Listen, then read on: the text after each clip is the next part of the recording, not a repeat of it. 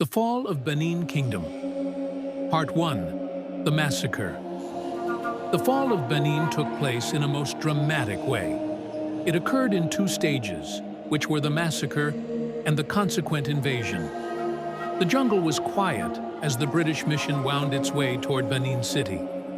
But then, arrows, musket fire, and chaos. Within minutes, the mission was nearly wiped out. This was the Benin Massacre of 1897, one of the bloodiest clashes in West Africa's colonial history. Welcome back to my channel. Today, we tell the chilling story of the Benin Massacre, the ambush that sparked a devastating chain of events in Nigeria's history. In January 1897, Acting Consul General James Phillips led a British delegation toward Benin City. Officially, the mission claimed to be peaceful, but the Oba of Benin, Ovonramwen Nogbaisi, had warned against visitors at that time. The kingdom was in the middle of sacred rituals, known as the Igwe Festival, during which outsiders were strictly forbidden from entering the city. Ignoring these warnings, Phillips pressed on. His party consisted of 9 British officials, about 250 African porters, and local carriers. Many were unarmed, believing they were on a diplomatic journey. Yet Phillips himself carried a letter requesting permission from London to depose the Oba if negotiations failed. On the 4th of January, near the village of Ugbin, the mission walked straight into a trap. Hidden among the trees, Benin warriors organized by Iyase and led by Ologbosere, armed with spears, bows, poisoned arrows, and a few muskets, they launched a sudden and ferocious attack.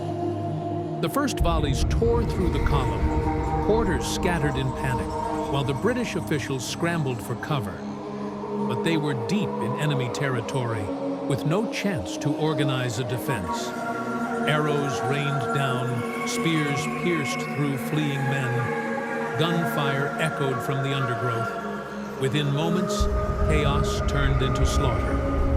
Of the 9 British officials, only 2 survived, Captain Alan Boisragan and Ralph Locke, both of whom managed to escape through the Ogoton Creek after days of wandering in the bush. Phillips himself was killed in the massacre, along with most of his companions. Nearly every African porter in the group perished. By the end of the ambush, over 200 men lay dead. Their bodies littered the forest paths, a grim message from the warriors of Benin. Their kingdom would not submit easily to foreign intrusion. To the Benin people, the attack was a defense of their sacred traditions and sovereignty. The British had ignored repeated warnings, choosing arrogance over caution. The massacre, in the eyes of Benin, was both a punishment and a deterrent. News of the killings traveled fast. In Britain, newspapers described the event as barbaric, calling it the Benin Massacre. But for the Edo people of Benin, it was a justified act of resistance against aggression. This bloody encounter did not end the story. It only set the stage for an even greater tragedy, as Britain prepared its revenge in what became known as the Punitive Expedition. The Benin Massacre of 1897 was more than a clash. It was a collision of 2 worlds, each unwilling to bow to the other. A single ambush would soon change the fate of an ancient kingdom forever.